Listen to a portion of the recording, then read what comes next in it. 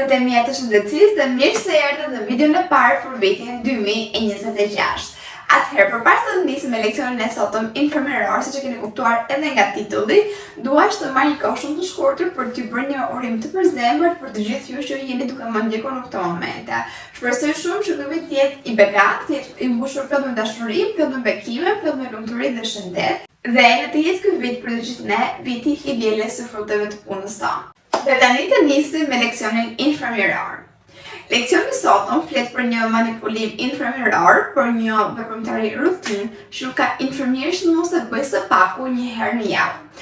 Asë kohë ka qenë makthim dhe më sa ka kuptuar është dhe makthim shumë studentëve. Sot të flasim për marrjen e gjakut, për marrjen e analizave. Por, pas të nisë më shumë me detaje, duhet të them se cilat janë objektivat që unë synoj dhe gjithë ne duhet të synojmë për videon e sotme. Në fund të këtij leksioni synohet që secili nga ju të mundet të flasë me terma shkencor, pra terma mjekësor, të mundet të bëjë dallimin dhe të identifikojë venat e duhura për marrjen e analizave të gjakut dhe gjithashtu të bëjë dallimin dhe të memorizojë dallimin midis tubave përkatës dhe analizave të tyre. Një thirrje që unë bëj për herë studentëve universitar, studentëve të urdhrit apo dhe infermierëve të licencuar është të shprehur me nocione mjekësore, pra me terma shkencor, sepse vetëm në këtë mënyrë ne do i falim vetes respektin dhe me një farë mënyre do ndjellim gjithashtu edhe besimin tek të tjerët, besimin tek pacientit, besimin tek kolegët, besimin tek mjekët edhe kështu me radhë. A keni dëgjuar ndonjëherë për flebotomin? Çfarë është ky proces? Çfarë nocioni është? Çfarë përfaqëson? Si është? Si realizohet? Çfarë më të zhduhen? Jam shumë kurioze të di se ku dhe kur e keni dëgjuar për herë të parë këtë nocion dhe ju pres të gjitha tek seksioni komenteve poshtë në mënyrë që pse jo të bisedojmë së bashku. Flebotomia ndryshe njihet edhe si marrja e gjakut venos. Është një ekzaminim rutinë laboratorik i cili ndërmjet disa vlerave të saktuara lejon pacientit por edhe stafit mjekësor të kenë një ide të përgjithshme se çfarë po ndodh në trupin e njeriut. Kryesisht ky lloj ekzaminimi bëhet nga vetë pacienti, pra për një rutinë një herë në 3 muaj ose një herë në 6 muaj.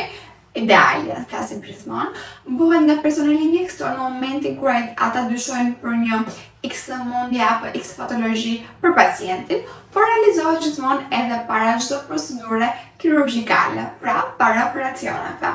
Se çfarë është e kuptuam.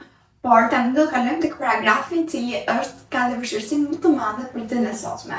Do të flasim për tubat, për reagentët dhe për analizat specifike për secilin tub. Them që një paragraf me vështirësinë më të madhe për ditën e sotme, pasi shumë studentë në kurset tona që ne realizojmë, na e thon shpesh. Kam vërejtur gjithashtu që edhe ndërmjet tiflotekat apo ndërmjet punës apo edhe ndërmjet studimeve të mia të vogla, hulumtimeve të mia, kam vërejtur gjithashtu që jo vetëm studentët, por edhe infermierët licencuar hera herës has vështirësi në identifikimin e tubave dhe të analizave përkatës. Me atë shpjegim të sotëm, uroj shumë që të jetë hera e fundit, me çdo pyetje juaja të flashni nga memoria. Gjithsej janë 4 tuba, ku 3 prej tyreve, të cilat janë edhe më të përdorit, unë i kam tashmë në dorë. Por le t'ju hedhim një sy më vëzhgues më nga afër.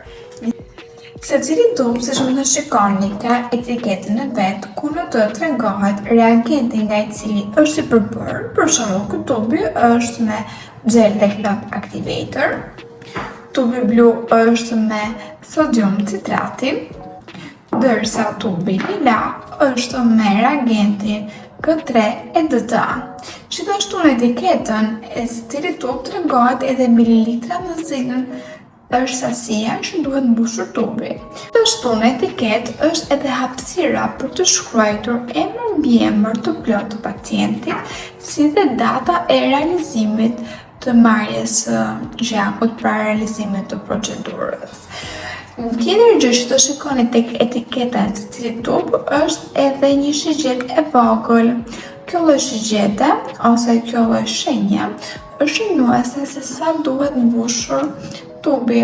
Për shembull, tubi me K3EDTA e ka shigjetën këtu. Tubi me sodium citrati është shigjeta minimum edhe maksimum. Ndërkohë me gel dhe clot activator ka shigjetën po ashtu këtu. por le të shohim më nga afër specifikat për secilin tub. Shpjegimi do nisë me tubin e verdhë. Tubi verdh, siç thamë pak më herët, është vetubër me gel Declot Activator. Siç mund të shikoni në fund të tubit është gjeli. Pra që nga përbërja ju e dalloni direkt që ky lloj tubi është me gjelin. Ta hapim për ta parë edhe nga brenda.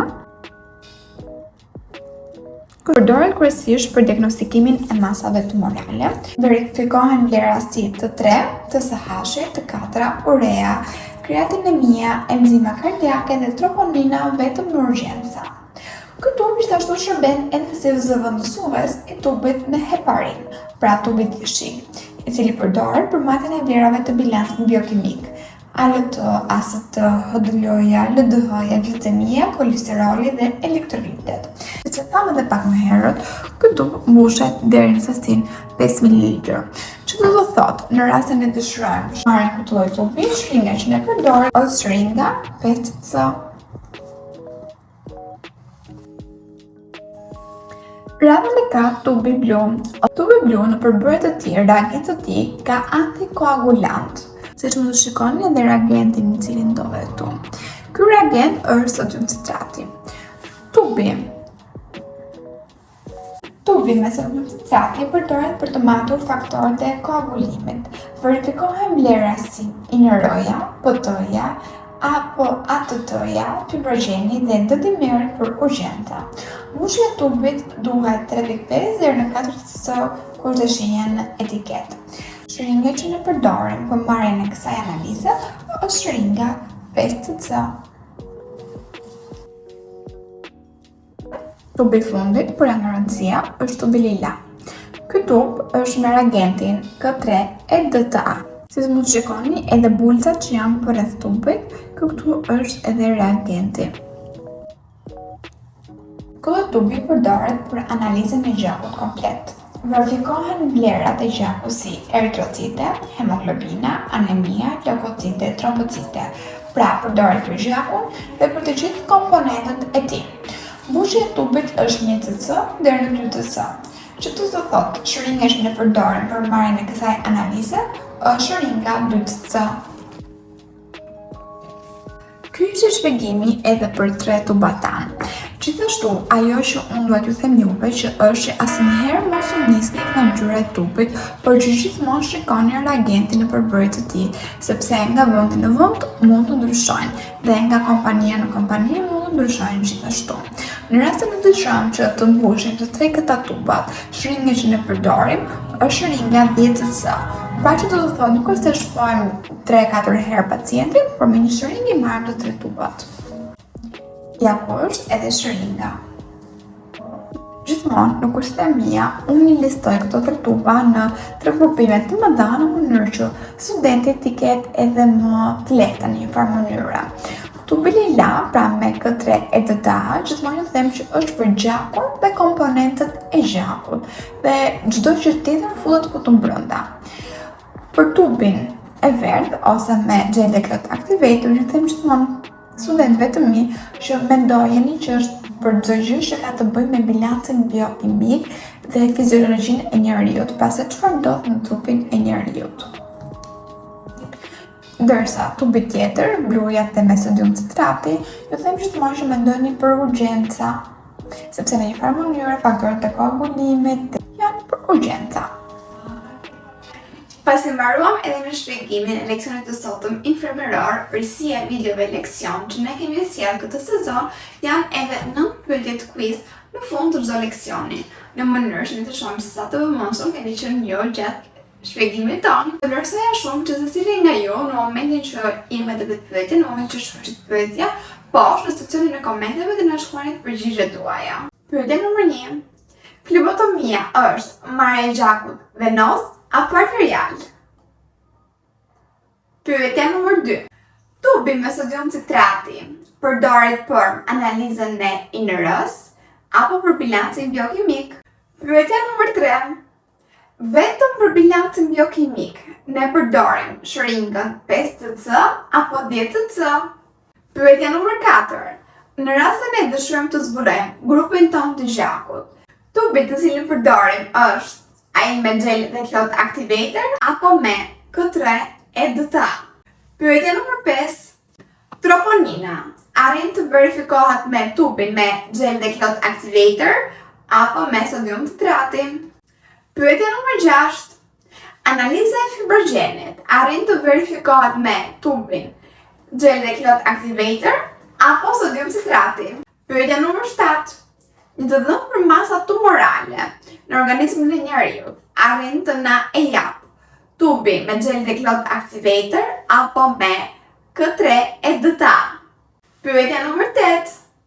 Anamin, një profesionist mjekësor, arrin ta verifikojë me anë të tubit me sodium citrati apo me K3 EDTA. Pyetja nr. 9 për garancia është: një pasqyrim të enzimave të mbëlqisë e mundson tubi me sodium citrati apo me gel dhe cloth activator. Ky është leksioni i sotëm inframiror. Shpresoj të ketë arritur shumë tek ju i shpjeguar qartë, të keni mësuar, të keni arritur të memorizoni dhe mbi të gjitha të keni arritur të zbaviteni. Në pak dyshin ne do të flasim për procesin e punës së marrjes analizave, pra për procesin e flebotomisë. Do të flasim gjithashtu për mjetet e punës, do të flasim për komplikacionet, do të flasim edhe për 2-3 sekrete të vogla që dua jap juve për ta bërë punën më të thjeshtë për ju dhe për pacientët tuaj. Mos harroni të bëni like, comment, subscribe, share për më shumë video të tilla si këto.